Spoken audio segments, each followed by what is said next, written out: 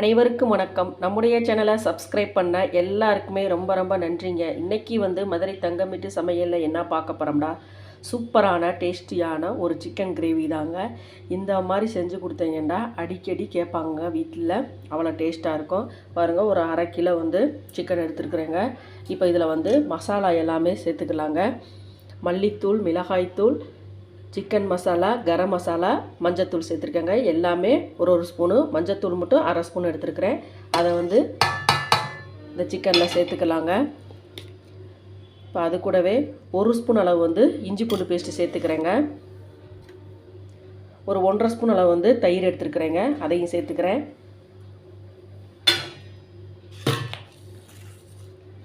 இப்போ தேவையான அளவு உப்பு சேர்த்துக்கலாங்க. உப்பு சேர்த்துட்டு நல்லா மிக்ஸ் பண்ணிவிட்டு ஒரு அரை மணி நேரம் நல்லா ஊற விட்டுறலாங்க. இந்த சிக்கனை நல்லா மிக்ஸ் பண்ணியாச்சுங்க. இப்போ ஒரு பிளேட் போட்டு வச்சிடலாம். ஒரு அரை மணி நேரம் நல்லா ஊறி வரட்டும்.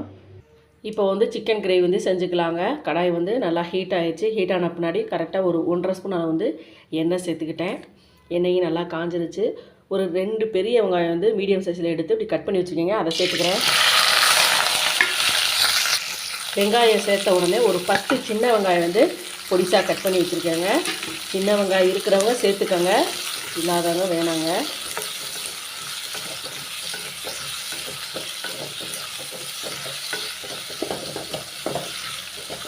வெங்காயம் நல்லா வதங்கி வரட்டும். இஞ்சி பூண்டு பேஸ்ட்டு எல்லாமே நம்ம சிக்கனில் சேர்த்துட்டோங்க. இப்போ இதில் சேர்க்கணும் தேவையில்லை. வெங்காயம் நல்லா வதங்கி வரட்டும். வெங்காயம் பாருங்கள், லைட்டாக கலர் மாறிடுச்சு பாருங்கள். இப்போ ஒரு ஃப்ரெஷ்ஷான கருவேப்பிலை சேர்த்துக்கிறேங்க. ஃப்ரெஷ்ஷாக இருந்துச்சுன்னா சேர்த்துக்கங்க, நல்லாயிருக்கும். இப்போ ஒரு 3 தக்காளி கட் பண்ணி வச்சுக்கோங்க, அதையும் சேர்த்துக்கிறேன்.